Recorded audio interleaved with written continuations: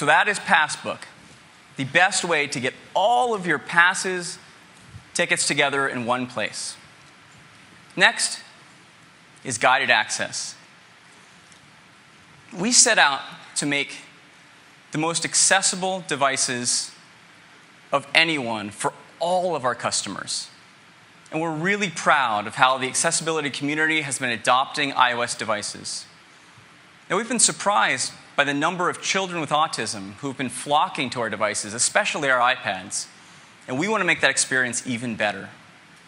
There are a lot of great apps on the App Store, like this one, that are designed specifically for children with autism. The problem is, there are some controls, some settings and other controls in the app that you don't want the child to tap while they're using the app. So Guided Access allows you to just circle those controls with your finger. We'll figure out which ones you mean, and we'll disable those controls for you. The child now can use the app without accidentally hitting those. And we lock the device into a single app mode, so hitting the home button doesn't leave the app.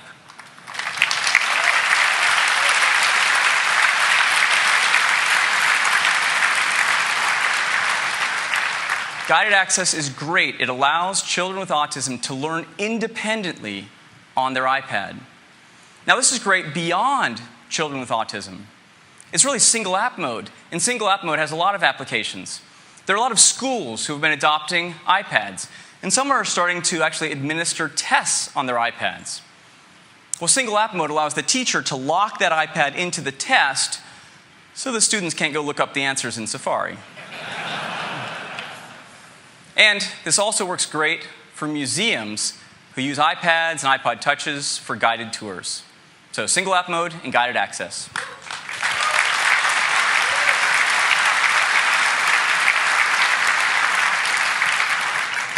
Next is Maps.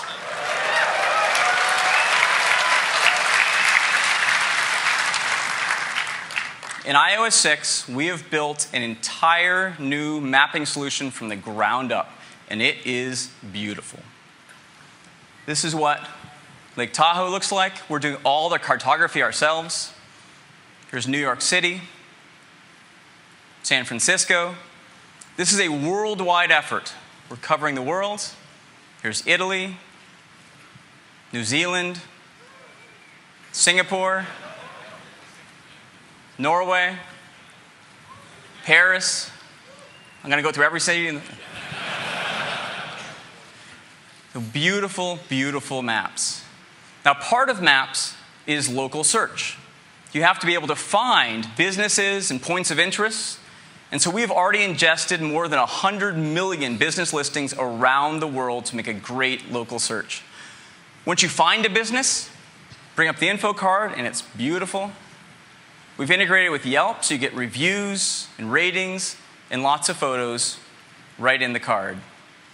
We're also building a traffic service. We have this great traffic view, so it's easy to see where the incidents are or where the slow traffic is.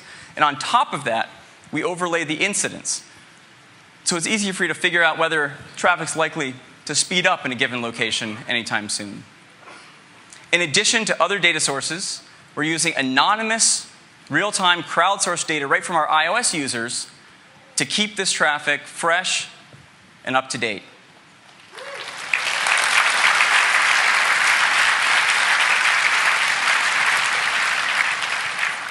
We are also building in turn-by-turn navigation.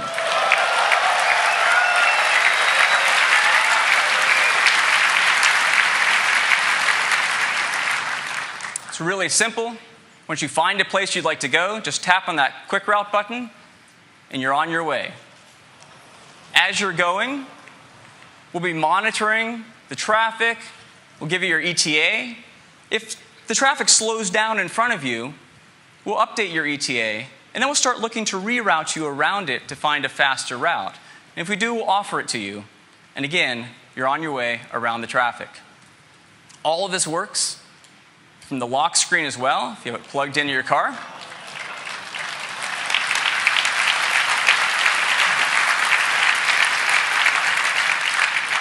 And of course, we've integrated it with Siri, so you just ask Siri to take you somewhere, and you're on your way.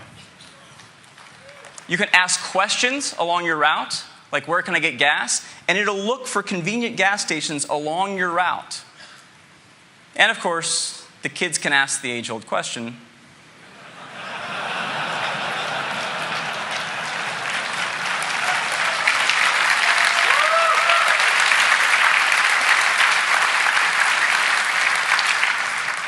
Now, a really fun feature that we're adding to our maps is something we call flyover.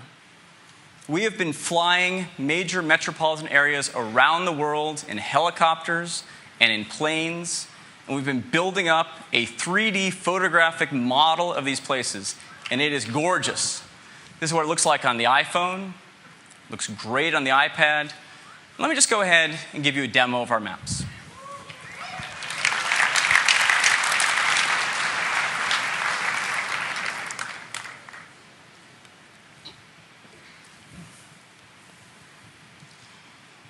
All right, so here's our maps.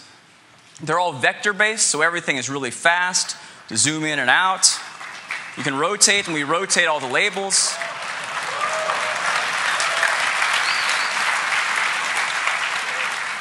When you zoom in far enough, you'll see buildings start to appear. You can tap on a point of interest. Here's MoMA. Get the info card. Again, beautiful. Get reviews and ratings from Yelp. Lots of photos. We also do 3D. So I can zoom in and see just what MoMA looks like.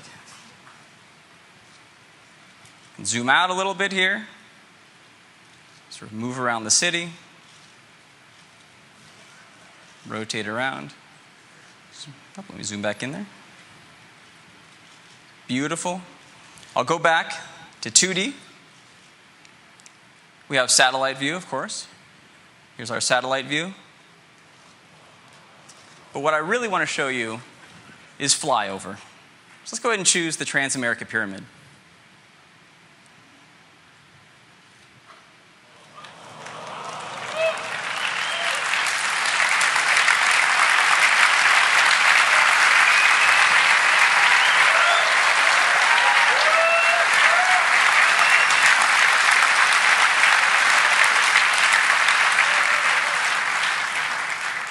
Now, this is not a movie.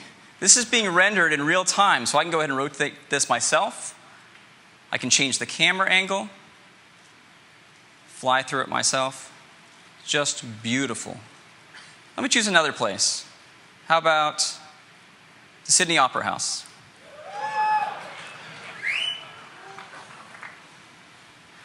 And again, I can rotate this. Let's turn it so I can look back at the city. Right behind the Opera House. I'll zoom out a little bit, change the camera angle.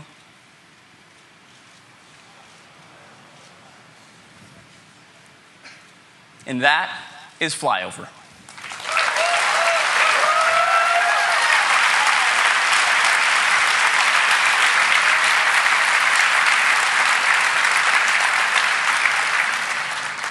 Now, the last thing I'd like to show you is turn-by-turn directions.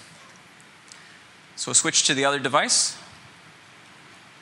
We can't all go and get in a car and drive around, so we have a simulator of our turn-by-turn directions here. I'll go ahead and choose Coit Tower. I'll tap on the Quick Route button. It gives me 3 different options. I'll choose Route 2. Let's go ahead and start. Starting route to Coit Tower. In 750 feet, turn right onto Greenwich Street. Turn right onto Greenwich Street. Then turn left onto Grant Avenue. Now I can watch this adaptive cinematic camera angle as we go through corners. In 400 feet, turn left onto Grant Avenue. When 2 turns are close together, we put both signs up for you. In 300 feet, turn right onto Lombard Street. See, we have the footprint of all these buildings correct. In a quarter mile, arrive at your destination. Now, at any point, I can get the ETA up top. It says 1 minute. The simulator's going a lot faster than you should drive in San Francisco. We'll get there faster. I can also just tap on Overview, which allows me to zoom out. I can see any part of the route at any time. Zoom in over here, just sort of pan around. Or at any point, just tap to resume. You see it coming around Telegraph Hill here. Arrived at Coit Tower. And that is turn-by-turn directions.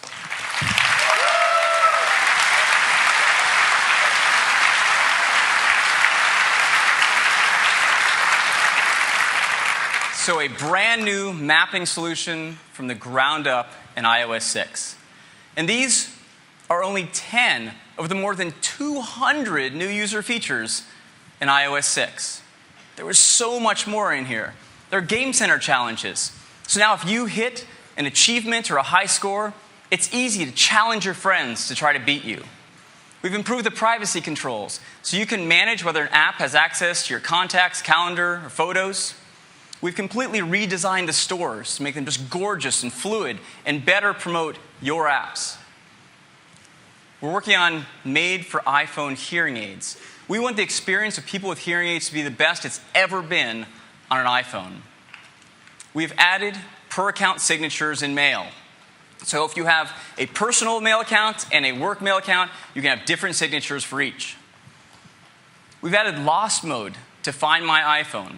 So if you've lost or misplaced your iPhone or iPad, or your iPhone in this case, you can send a phone number directly to that phone, like your home phone number or your spouse's phone number. And now, if someone finds it, they can just tap on there and it'll call that phone number back, making it that much easier for you to get your phone back. And all those features you heard about for China, for OS X, we've added all of these to iOS 6 as well. So iOS 6 is a phenomenal release for our customers. It is also an incredible release for all of our developers. We continue to strive to build the best platform on the planet for developers. There's APIs for Passkit, so all those passes you saw for Passbook are really simple to build with that API. There's a Reminders API. We have in-app content purchases. So if your app today links out, say, to iTunes to buy music that someone heard in your app, you can now sell that music right in your app with an in-app content purchase sheet. Transit apps. When building maps, we looked around and realized the best transit apps for metros, for hiking, for biking, are coming from our developers. And so instead of trying to build those ourselves, we are going to integrate and feature and promote your apps for transit right within the Maps app in iOS 6.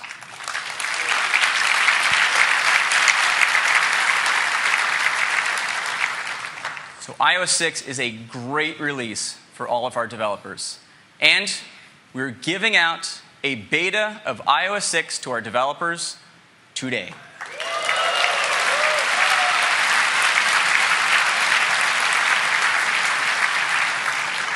iOS 6 will ship this fall.